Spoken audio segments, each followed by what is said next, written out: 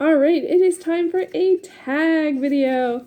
Hey everyone, it is Shannon, and I'm super excited to be here today to share with you this video. This is going to be the end of year book tag, which I've definitely seen a lot of people doing. It has been making the rounds, and I've really been enjoying watching people's videos. So I thought that I would dive in because it talks about sort of where we're at and plans for the rest of the year, and I love that kind of stuff. So here we are. The original is created by Ariel Bissett, and I will leave the 2021 version down below for you to check out. Okay, first question is, are there any books that you started this year that you need to finish? And my initial answer was yes, all of them. But then I looked at the question carefully and it said that you started this year. And I actually, out of the ones that I'm working on, I don't know which I started this year or other years, because I'm right now I'm working on reading the books on my currently reading. That is my fall reading challenge that I'm doing, and I've been doing it since the end of September. And it includes stuff that I started this year or in previous years. And so I'm not sure how many are from one for the other. But I started with 31 titles I'm currently reading, and I was hoping to get to 25 by the end of November and 20 by the end of the year. That was sort of the hope, the plan, the dream. As it stands now, which is sort of mid-early November, I actually have gotten down to 23 titles. So I would love to get to 20 by the end of November. So that would be finishing 3 more by the end of the month. And then actually I think the trick will be not to start anything I can't finish in December. I don't know.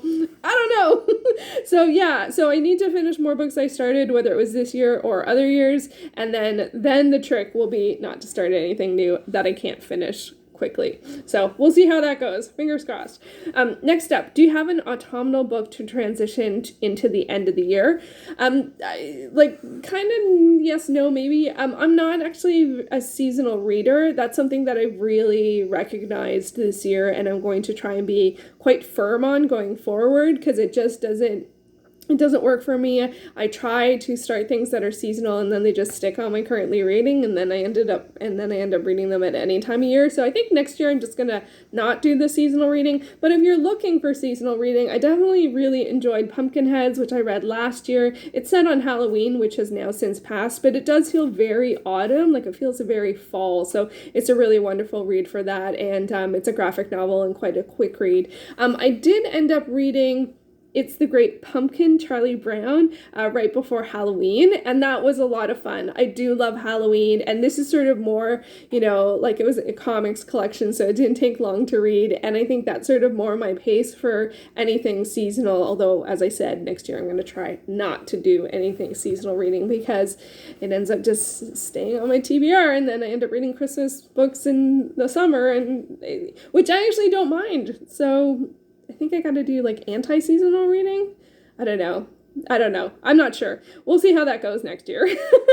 And the next question is there a new release that you're still waiting for? I am more of a backlist reader, generally speaking, and at the time I prepared this video, I didn't have a title that I was looking forward to. And then since then, I heard about something that I'm super excited about that's coming out, I think, late November. I'll leave the information down below. And that is How to Make Mistakes on Purpose by Lori Rosenwald. This is a nonfiction art book, and I saw an interview with the author and artist as a part of one of the classes that I'm taking, Carla Sondheim's year-long class. So Carla interviewed Lori Rosenwald, and then we did an exercise that was inspired by her work.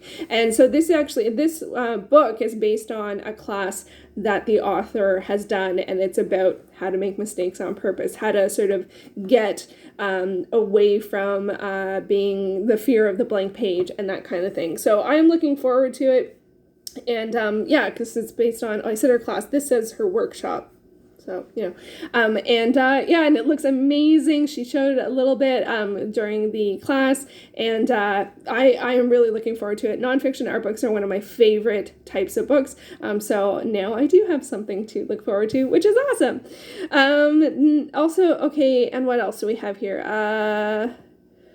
what are 3 books that you want to finish before the end of the year? So as I mentioned, I'm working on the books on my currently reading, and from those, there are a couple I really would like to finish. And so first up, we have Polar Vortex by Shani Mootoo. This is a Canadian fiction book. It was long finalist for the Giller Prize, which is one of the literary awards here, and I have about 60 pages left. I have just the last section. I did start this year, so it would work for question number 1, and because there was a book club, the Giller is doing a book club, and this was their pick, and I started it but didn't finish it in time because I'm really not good at doing that. So I would love to finish that. I'm a little surprised that I chose this, but I also put the Bourne Identity. This is one that's come up in my currently reading project. It's 600 pages, so I split it into volumes.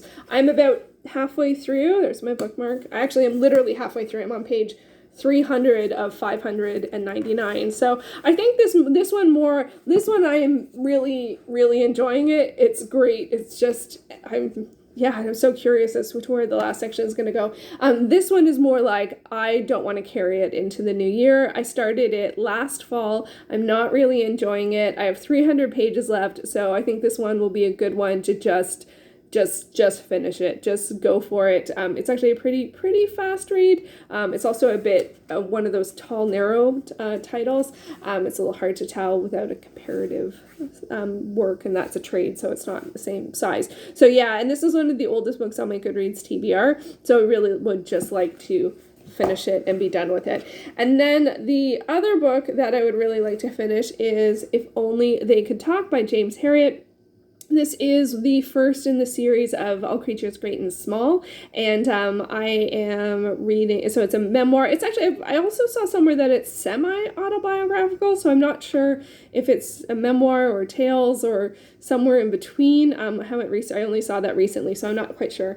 But I loved the TV show, the new TV show, All Creatures Great and Small, and I like to watch TV shows first and then read the book if I like it, so I am. And the season 2 or series 2, because it's British, so series 2 is going to be on PBS, it looks like, next year. So I would like to read as much in the books as was covered in the first series/season. So I'm currently reading If Only They Could Talk, and I will also, after I finish this, go to It Shouldn't Happen to a Vet, which is the second book, and I will read as far into the books as matches up. I think it's the first 2 books, because they did do a bind up with a cover that has the cast on it, so I think the first 2 books match up to the first season. I think so. So that one I want to finish because I want to finish it before season 2. So there we go.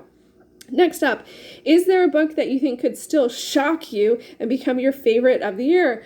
Of course. I'm always curious to see the answer to this, because I think there's sort of like, if you found a book that really is your favorite, you can not imagine something knocking it off, or open to the possibility that, of course, the last book you read might end up being your favorite of the year. So I'm actually loving If Only They Could Talk, so that could end up being a favorite. I have no idea. I haven't done my favorites for a while. Because I've been I've been doing things a bit differently. Midway through the year, I sort of changed. I think I changed how I don't change my tracking so much, but I don't even know what my current favorite of the year is. I don't think I could do one. I usually pick 5 or 6 per month. Can there be only one? Oh my God, I don't think I can do it. Okay, and last up, have you already started making plans for 2022? Yes, I actually have a pretty specific idea that I am working with in terms of TBRs, or like making my TBR for 2022. And I think I might do a video maybe in December, like talking about it or explaining the idea behind it, so that when I start doing them in the new year, it'll make sense. Not like it's super complicated, but there's a lot of sort of like thinking that went into doing it the way that I'm going to do it. And I also don't tend to do videos in January, so I might like pre-film my first TBR for January and then like sort of like see how things go. But I feel like there's a couple things that I can share that are sort of my priorities for next year. One is I want to spend less time like creating TBRs and fussing around with my spreadsheets and that kind of stuff.